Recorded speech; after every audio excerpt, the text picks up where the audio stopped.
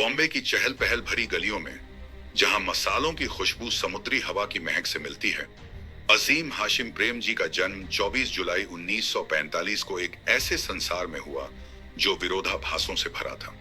उनका परिवार, जो खोजा इस्माइली मुस्लिम समुदाय की समृद्ध परंपराओं में रचा बसा था, लंबे समय से व्यावसायिक सफलता से जुड़ा रहा है। लेकिन युवा अजीम की यात्रा परंपराओं की सीमाओं से परे जाने वाली थी।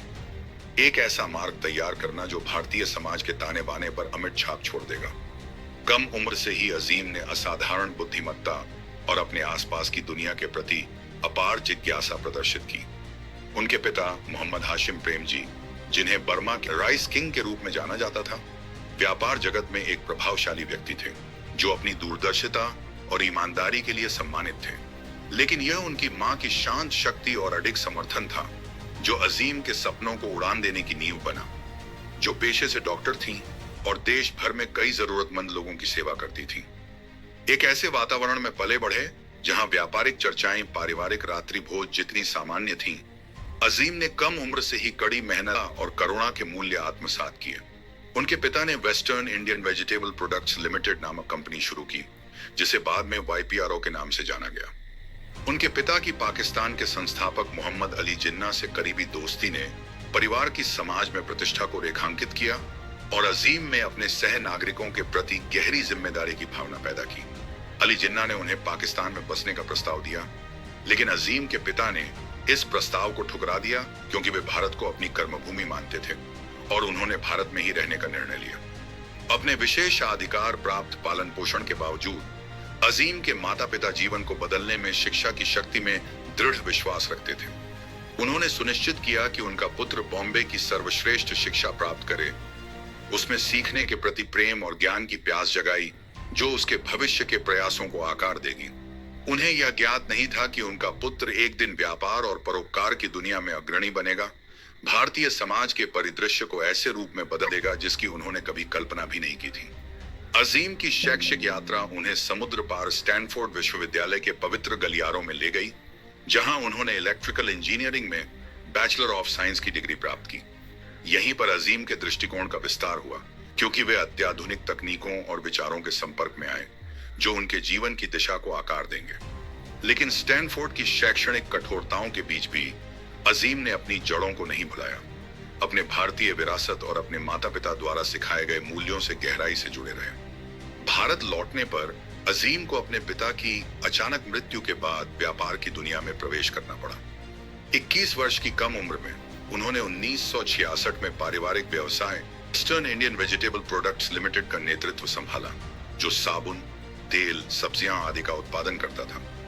अपने विशिष्ट संकल्प और लचीलापन के साथ अजीम ने कंपनी को एक मामूली तेल निर्माता से एक वैश्विक शक्ति में बदलने का कार्य शुरू किया।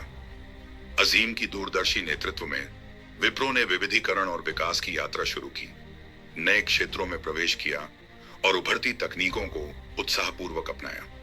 कंपनी का पारंपरिक तेल निर्माता से IT उद्योग में अग्रणी खिलाड़ी बनने का संक्रमण अजीम की दूरदर्शिता और रणनीतिक दृष्टिकोण का प्रमाण था।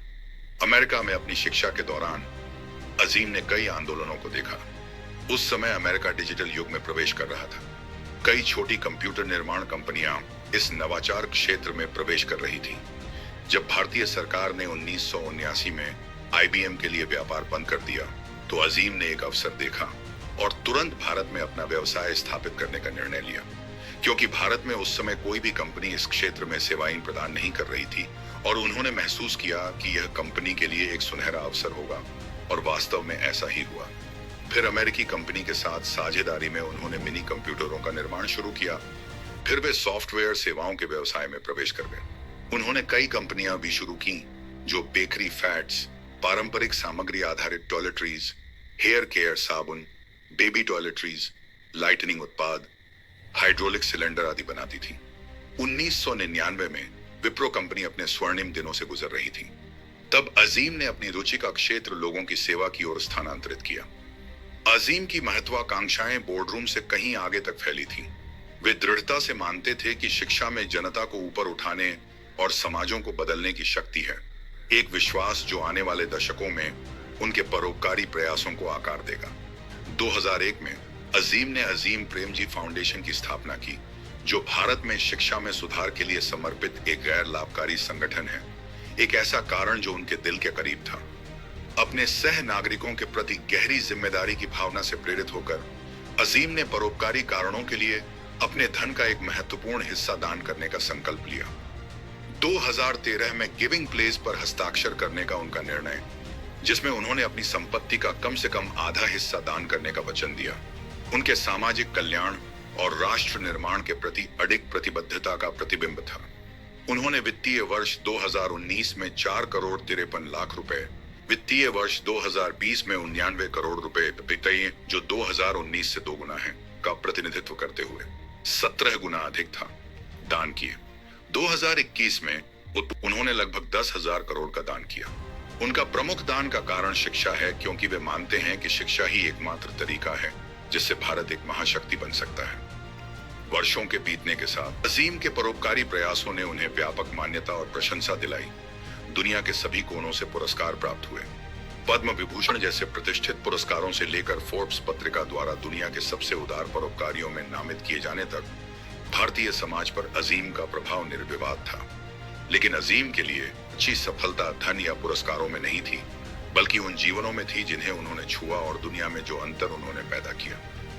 जैसे ही बॉम्बे में एक और दिन का सूरज अस्त हुआ, अजीम प्रेम जी की विरासत उज्जवल रूप से चमक रही थी, आने वाली पीढ़ियों के लिए आशा और प्रेरणा का प्रकाश स्तंभ।